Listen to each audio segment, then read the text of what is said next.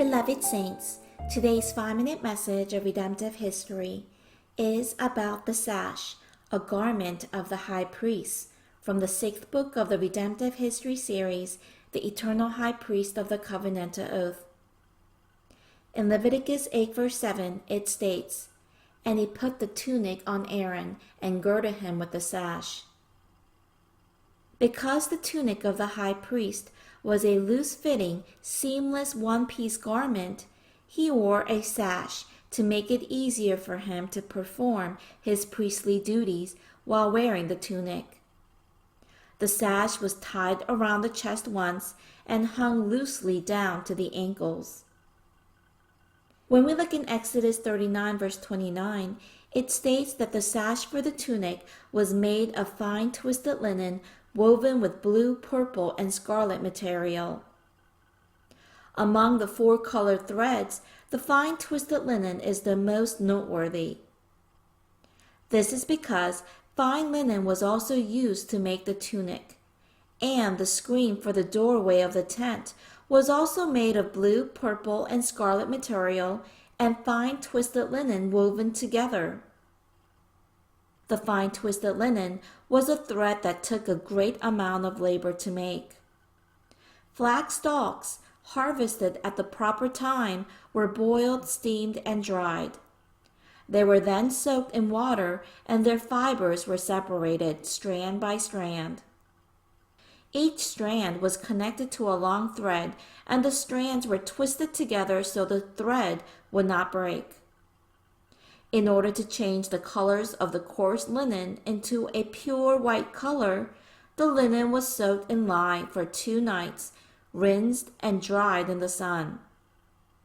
The process by which the flax stalks growing in the fields became fine twisted linen threads is reminiscent of God's meticulous hands that change sinners into precious people. Everyone, the sash of the high priest that is tied around the waist shows the attitude of the one with the calling. In the Bible, those who had special callings were commanded to gird up your loins. This refers to being fully ready to take swift action. This also means to take up an attitude of readiness to work faithfully. 1 Peter 1 verse 13 states, "Therefore, gird your minds for action, keep sober in spirit, fix your hope completely on the grace to be brought to you at the revelation of Jesus Christ." Luke chapter 12 verses 35 to 36 states, "Let your waist be girded and your lamps burning, and you yourselves be like men who wait for their master when he will return from the wedding, that when he comes and knocks they may open to him immediately." In a different version of NASB, it states, "Be dressed in readiness and keep your lamps lit." In such a way, a person with the calling has to gird the loins all the time. Jeremiah, the prophet of tears, as well as John the Baptist, who prepared the way of the Lord, girded their loins and lived according to their callings. Therefore, we the saints who have received Jesus Christ in our hearts are the priests of the gospel with a holy and royal priesthood.